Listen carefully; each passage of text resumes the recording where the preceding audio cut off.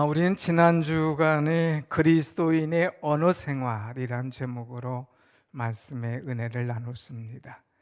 그리스도인은 말을 잘하는 능력보다 말을 잘 제어하는 것이 더 필요하다, 더 중요하다 하는 말씀을 드렸어요. 그래서 내 혀를 잘 길들이자 언어 생활을 훈련해야 된다 하는 그런 말씀으로 은혜를 나눴습니다. 오늘은 그 다음 편으로 가서 지혜에 관한 말씀을 오늘 야고보가 주고 있습니다. 그래서 오늘은 지혜로운 삶, 지혜로운 삶이란 제목으로 은혜를 나누려고 그러죠.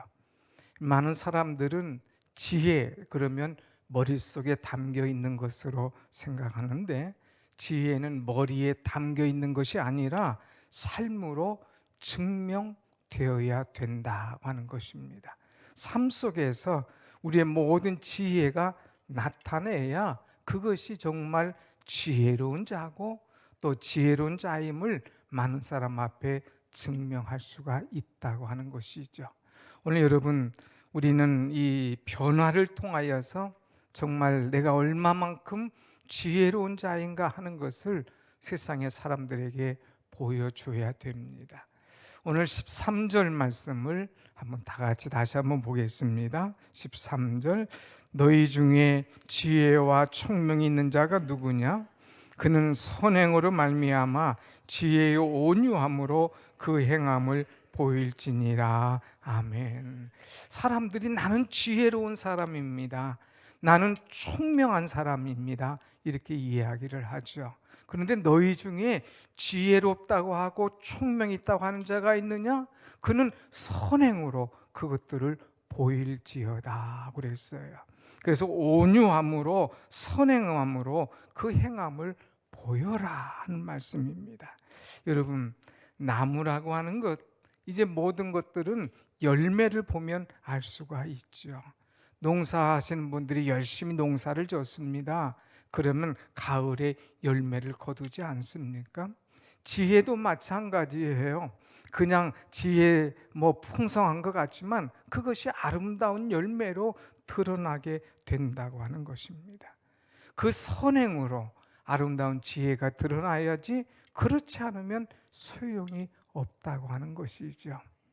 이 아프리카 케냐의 수도 나이로비에서 한 영국의 귀족이 살게 되었습니다. 근데 이 크리스찬이었어요. 주일마다 온 식구들과 함께 교회 가면서 참으로 경건한 신앙인이었습니다. 그런데 이 가정에 점점 일이 많아질 때에 이를 돕는 소년이 하나 필요했습니다. 그래서 현지에 사는 소년을 하나 찾게 되지요. 그래, 아주 젊고 또 아주 똑똑하고 또 아주 건강하고 성실한 이 소년을 찾습니다. 한 사람이 들어왔어요. 근데 얼마나 정말 열심히 하는지 몰라요. 충성스럽게 합니다. 또 아주 순종도 잘합니다. 또 아주 열심도 있습니다. 그럴 때 주인의 마음에 쏙 들었습니다. 아주 참 즐겁고, 참 귀한 사람이 우리 집에 들어왔구나 하면서 너무너무 감사했어요. 그런데 한 3개월 지났을 때에 이 소년이 주인에게 드릴 말씀이 좀 있노라 하고 왔어요. 무엇이 나에게 할 말이 있을까 굉장히 궁금했는데 전혀 뜻밖의 이야기를 합니다. 제가 오늘 이 집에 들어온 지 3개월째 되는 날입니다. 그래서 어려운 말씀을 좀 드리려고 그러는데 제가 이제는 이 집을 좀 떠나야 될 것 같습니다. 깜짝 놀라죠. 주인의 마음에 흡족한데 아주 정말 귀한 사람이 왔다고 생각했는데 3개월 만에 간다고 하니까 뭐가 부족한가 묻습니다. 월급이 좀 부족하냐? 우리가 당신에게 대해주는 것이 조금 부족하냐? 뭐가 부족해서 이렇게 떠나려고 그러냐? 아닙니다. 내게 충분한 월급도 주고 저를 잘 대해 주셔서 고맙습니다마는 제가 원하던 것이 이루어지지 않아서 그렇습니다. 그래, 당신이 원하는 게 뭐였느냐? 묻습니다. 그때 이 소년이 대답하지요. 저는 종교를 갖고 싶었습니다. 그래서 정말 기독교를 믿어야 되는지 회교, 그러니까 이슬람교를 믿어야 되는지 제가 아직 이 분별이 안 갔을 때에 기독교를 믿는 집에 가서 일을 좀 해보고 그들의 삶을 좀 보고 그리고 내가 크리스찬이 되겠다 하는 그런 마음을 가졌습니다. 그 선생님 집에 온 지 3개월이 되었습니다. 근데 내가 생각했던 크리스찬, 내가 생각했던 신앙인, 그것이 아니었습니다. 그래서 저는 죄송하지만 오늘까지 하고 이제 다른 회교 믿는 집을 가서 그 집을 한번 살펴보려고 합니다. 주인이 한 대 턱 얻어맞았죠. 그런 것이 있으면 빨리 진작에 얘기하지 왜 이제 그런 얘기를 하느냐. 그거 다 끝난 이야기 아닙니까? 사랑하는 여러분, 정말 지혜로운 자는 선행으로 그 지혜를 다 보여줄 수 있었는데 3달 집에 있는 동안에 지혜의 아름다운, 선행의 아름다운 이 온유한 모습을 그들에게 보여주지 않았어요. 그래서 그가 집을 떠나는 안타까운 일이 있었다고 하는 것입니다. 오늘 우리는 참 행함으로 우리의 믿음을 보여줘야 되는 아주 중요한 메시지를 던져주고 있습니다. 야고보는 계속해서 우리에게 강조하는 것이 믿음을 가지고 있느냐? 그러면 그 믿음을 행함으로 보여주라. 영혼 없는 몸이 죽은 것 같이 행함이 없는 믿음은 죽은 것이라 강조하면서 행함 있는 믿음을 계속해서 이야기하고 있습니다. 여러분, 우리의 믿음에는 실천이 따라야 돼요. 우리가 정말 지혜와 총명이 있다면 그것만큼 우리의 행함이 아름답게 따르고 그것으로 인하여서 많은 사람 앞에 도전을 줄 수 있는 그런 자가 바로 지혜로운 자라고 말할 수가 있다고 하는 것이죠. 지혜, 사람들은 다 원합니다. 그래서 우리가 야고보서 1장에서도 너희 중에 지혜가 부족하거든 후히 주시고 꾸짖지 아니하시는 하나님께 구하라 하고 지혜를 구하라고 있어요.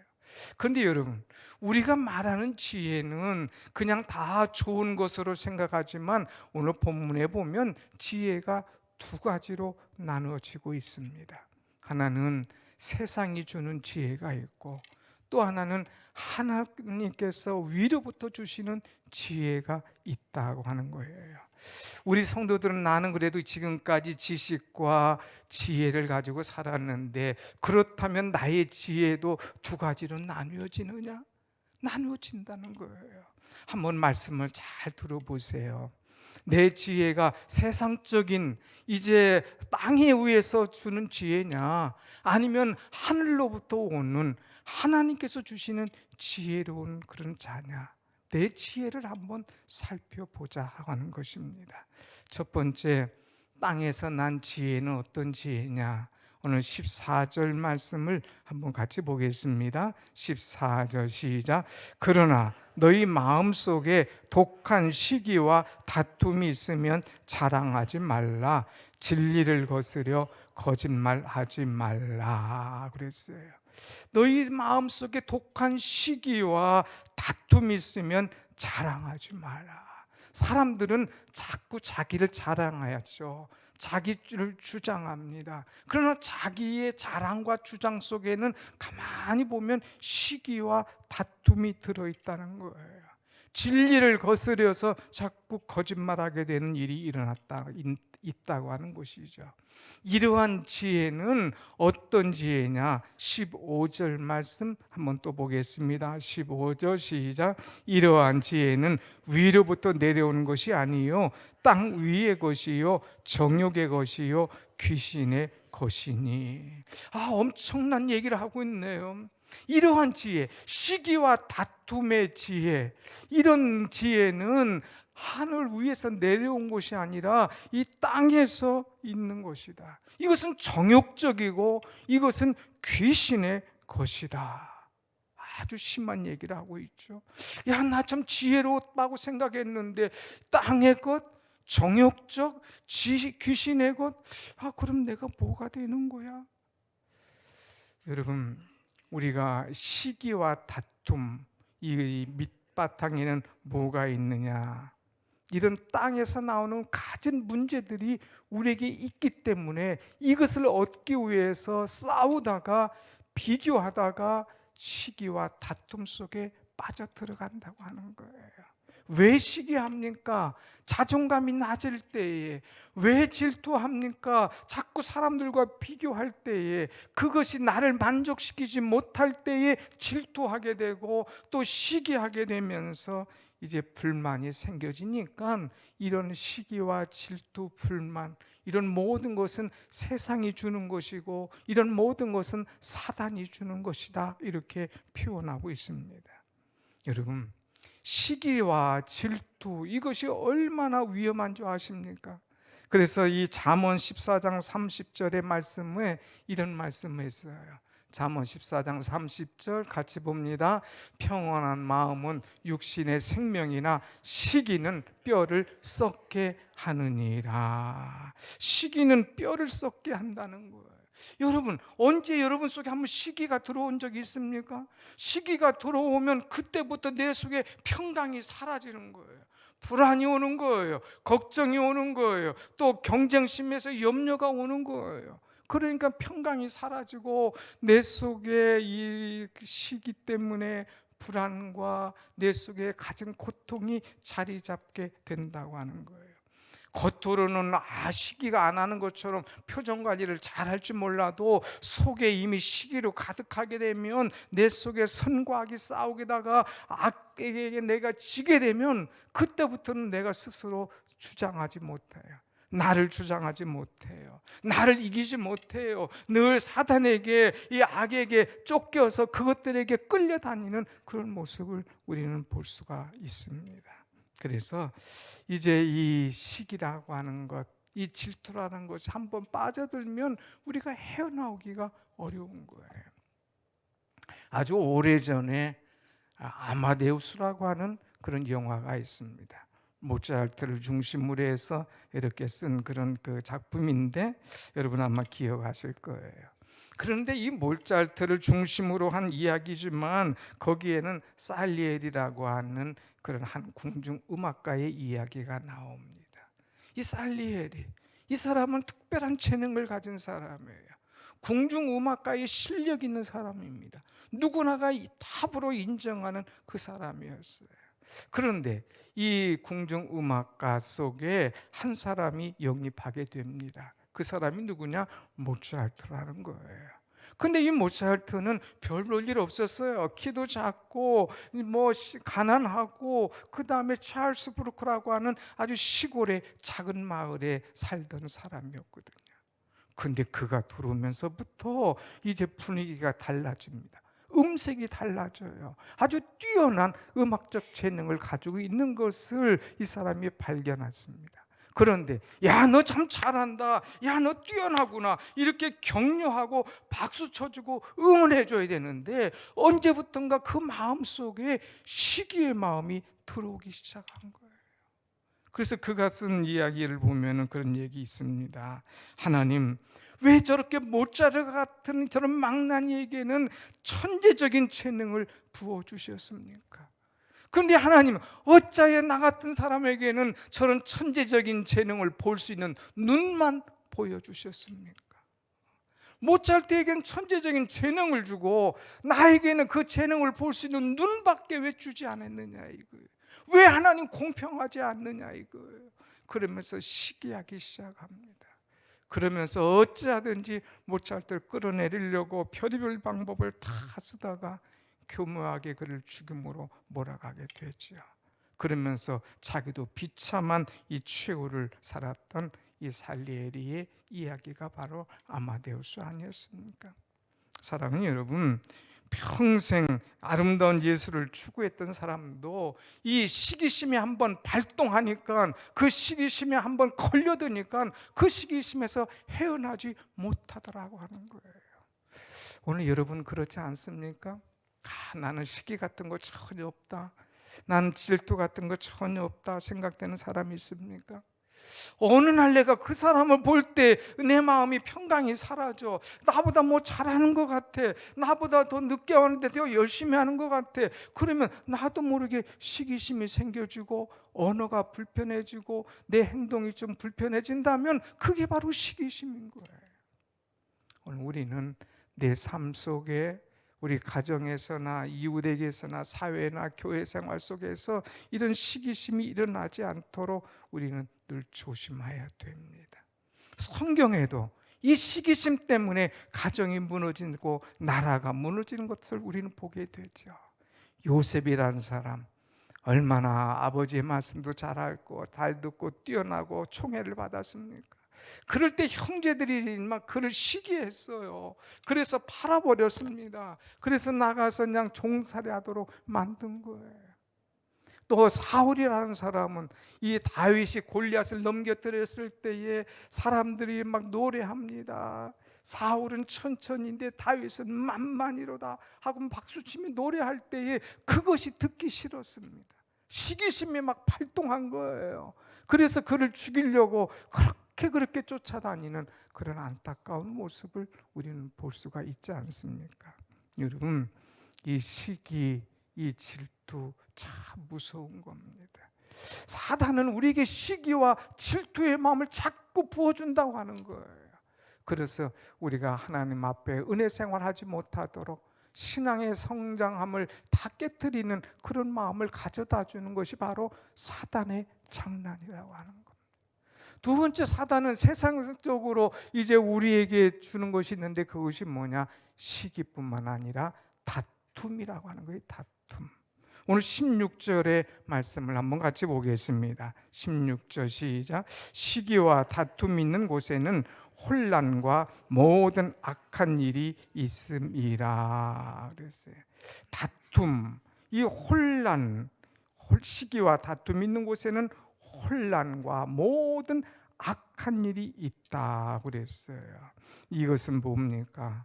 이 다툼 때문에 모든 것을 혼란하고 모든 것을 악하게 만든다고 하는 거예요. 겉으로 똑똑한 사람을 똑똑한 자리에 올려놓으면 그때부터 정말 더 섬기고 더 헌신하고 더 아름답게 살아야 되는데 이때부터는 다툼의 자리로 들어갑니다. 누가 내 영역을 침범할 거냐, 누가 내 자리에 올라올 거냐, 조금만 틈만 보이면 그를 죽이려고 다툼을 가져다 오는 이런 모습들이 이 세상에 너무 많이 있다고 하는 것입니다. 여러분, 세상 사람만 다투는 게 아니에요.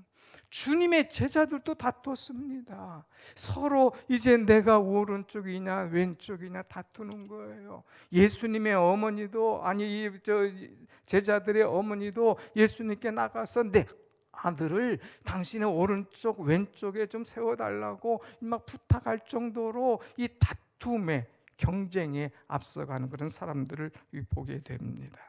우리는 어떻게 하면 이런 자리에 서지 않을 것인가? 나도 모르게 세상적이요 정욕적이요 마귀적인 사람이 되어서 시기와 다툼의 그 모습이 내게 있다면 하나님 앞에 기도해야 돼요.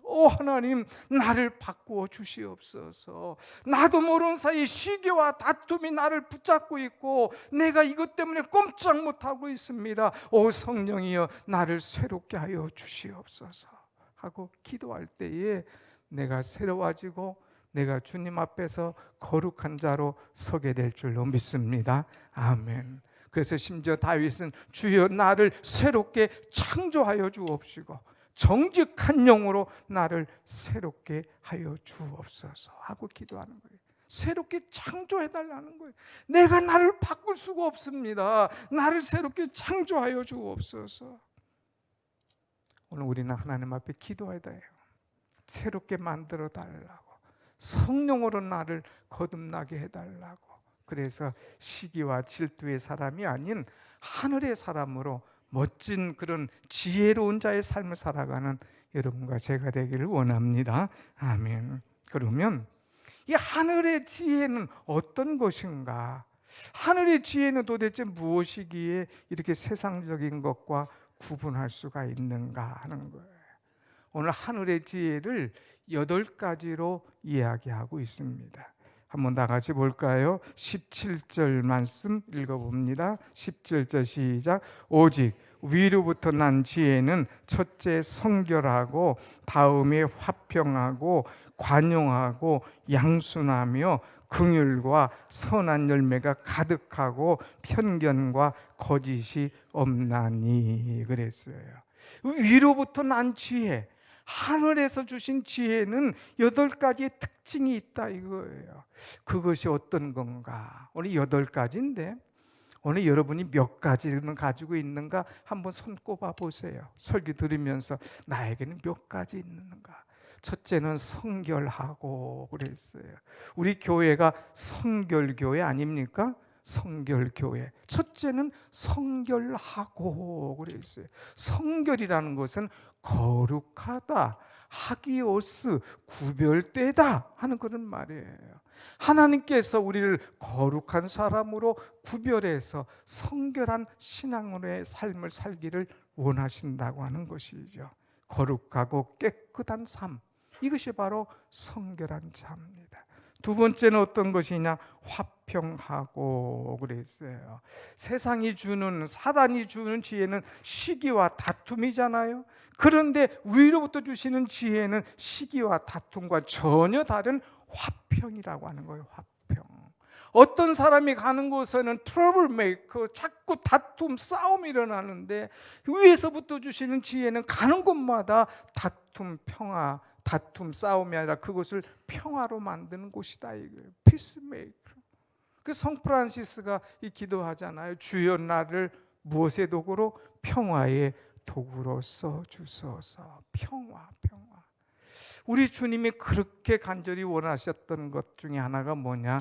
평화라는 거예요. 평화. 이 평화, 화평은 하나님과의 관계를 회복시켜 줍니다. 이 평화는 가정을 다시 회복시켜 주는 거예요. 평화가 있는 곳에는 교회가 아름다워지는 겁니다. 나라가 평화로워져야 모든 국민들이 정말 평안하고 은혜롭게 살 수가 있는 거예요. 이 평화, 이 화평 얼마나 중요한지요. 그래서 참 지혜는 화평을 통하여서 하나 되게 하고 손잡게 하고 서로 사랑하게 하고 가깝게 만들어주는 것이 바로 화평이라고 하는 거예요. 그 다음에 위로부터 주시는 지혜는 관용하고 그랬어요. 관용, 이것은 너그럽게 사람들을 받아주는 거죠. 용납해 주는 겁니다. 때론 실수했거나 무례한 사람도 이제 그를 다 받아주고 넓은 마음으로 그를 용납해 주는 것, 이것이 바로 관용 아닙니까? 그 다음에 양순하고 그랬어요. 양순이라는 것은 고집 부리지 않고 아주 온유하고 유순하게 이제 살아가는 거예요. 정말 양순의 지혜가 있는 사람은 자기를 주장하지 않아요. 사람들은 자기 주장이 얼마나 강합니까? 그런데 이제 자아가 없기 때문에 하나님의 은혜가 내게 임하는 순간, 예수 그리스도의 은혜가 내게 임하는 순간 이제 내 고집, 내 자아가 아니라 주님을 위해서 남은 생애를 멋지게 살겠다고 작정하는 사람이 바로 양순한 사람입니다. 내 속에 예수님이 계시니까 이제 모든 걸 배려하고 양보하는 마음으로 살겠다고 하는 것이죠. 지금 꼽아지고 있습니까? 그 다음 뭐냐? 긍휼이라는 거예요. 긍휼. 긍휼은 그야말로 어려운 사람들, 힘들어하는 사람을 참 도와주는 것이 바로 긍휼입니다. 그런 마음을 갖는 것.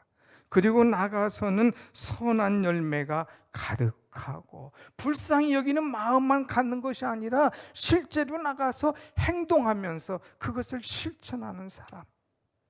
사마리아 사람처럼 정말 강도 만난 자에게를 찾아가서 그에게 도와주며 모든 치료비를 주면서 그를 회복시켜주는 사람. 이 사람이 바로 선한 일을 많이 하는 선한 열매가 가득한 사람이에요. 그 다음에 7번째는 편견이 없는 사람.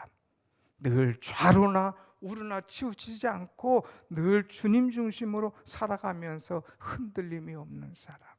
그다음 마지막에는 거짓이 없는 사람. 정말 진실해요. 그 사람 말은 뭐라고 해도 믿을 수가 있어요. 이 진실한 사람. 오늘 여러분 8개, 위로부터 주시는 지혜가 바로 8개인데 나는 몇 개나 가지고 있습니까? 사단, 세상이 주는 지혜는 크게 두 가지, 다툼, 이제 시기지만 위로부터 주시는 지혜는 뭐예요? 성결, 화평, 관용, 양순, 긍휼, 선한 열매, 그리고 편견이 없고 거짓이 없는 것. 이 8가지. 오늘 나에게는 과연 몇 가지나 이것을 가지고 있는가 한번 생각해 봐야 돼요. 그래서 오늘 말씀의 제목이 지혜로운 자의 삶이에요. 나는 과연 성결하게 살고 화평하게 살고 이제 관용하며 살면서 아름다운 선한 열매를 얼마나 맺어가며 살아가느냐 하는 거예요. 여러분, 모든 것은 열매가 있습니다. 오늘 이 마지막으로 지혜의 결과가 뭐냐? 18절 한번 같이 보겠습니다. 18절 시작.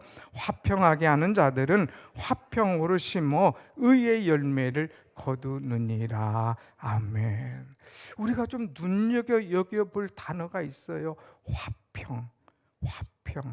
이 화평 이야기가 계속됩니다. 이 성령의 9가지 열매도 화평이 들어가 있어요.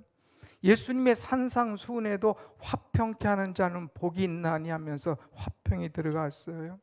오늘 여기에도 화평케 하는 자는 화평으로 심어 의의 열매를 거두느니라 그랬어요. 이 화평이 얼마나 중요하기에 오늘 본문에서도 계속해서 화평이 나오고 팔복에서도 또 이제 성령의 열매에서도 화평이 나오느냐 이거예요.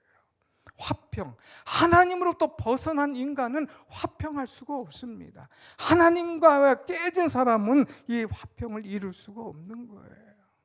우리가 가정에서도 자꾸 다툼이 있으면 화평이 이루어지지 않잖아요. 우리가 어떤 직장 생활 속에서도 어떤 다툼이 일어나면 화평이 깨지지 않습니까? 그러니까 우리에게 정말 중요한 것이 뭐냐? 화평이다 이거예요. 마음도 화평해야 되고, 가정도 화평해야 되고, 직장도 화평해야 되고, 교회도 화평해야 되고, 나라도 여야가 화평해야 될 줄로 믿습니다. 아멘. 그래야 안전하고 은혜로운 거 아니겠어요? 근데 자꾸 이 화평이 깨지는 거예요. 그래서 이 깨어지는 화평을 이루기 위해서 누가 오셨느냐? 몸소 예수 그리스도가 이 땅에 오신 겁니다.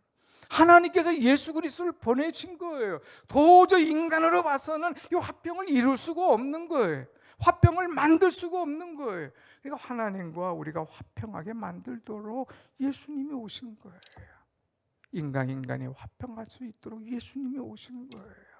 그래서 예수님께서 오셔서 화평을 우리에게 보여주시고 또 우리에게 화평을 이루도록 보이지 않게 가르쳐 주시는 많은 것들을 우리는 볼 수가 있습니다. 사랑하는 여러분, 할 수가 있거든. 여러분 이 땅에 사는 동안 땅의 지혜가 아니라 하늘의 지혜로, 그것도 무엇보다도 화평을 이루면서 살아가는 여러분의 신앙 되시길 축원합니다. 아멘. 화평을 이루어야 돼요. 가정에서도 부부가 화평을 이루어야 되고, 교회에서도 성도들끼리 화평을 이루어야 되고, 직장에서도 어디든지 이 화평, 이것이 최고의 순이라고 하는 것입니다. 성숙한 신앙인들은 이제 시기와 다툼이 아닌 화평을 이룰 수가 있어요. 그런데 어떤 사람은 자기 주장이 강해요. 자기 주장 강하고 자기의 실력과 자기의 지혜를 나타내기 위해서 그것을 막 표현하다가 화평을 깨뜨리는 경우가 있습니다. 그건 화평이 아닌 거예요. 내가 지더라도, 내가 녹아지더라도, 내가 깨지더라도 이제 화평을 나타내는 사람이 진정한 십자가 정신을 가지고 살아가는 사람이다, 이렇게 볼 수가 있습니다. 여러분, 십자가가 사람들 보기에는 미련한 것이라고 그랬지 않습니까? 그러나 그리스도인에게는 하나님의 지혜요, 하나님의 능력이라 말씀하신 거예요. 우리는 십자가를 지고 죽어주는 것, 십자가를 지고 화평을 위해서 내가 깨지는 것, 내가 녹아지고 내가 죽고 내가 깨어져서 이 화평이 이루어진다면 나를 다 드리는 것, 이것이 바로 진정한 화평이라고 하는 거예요.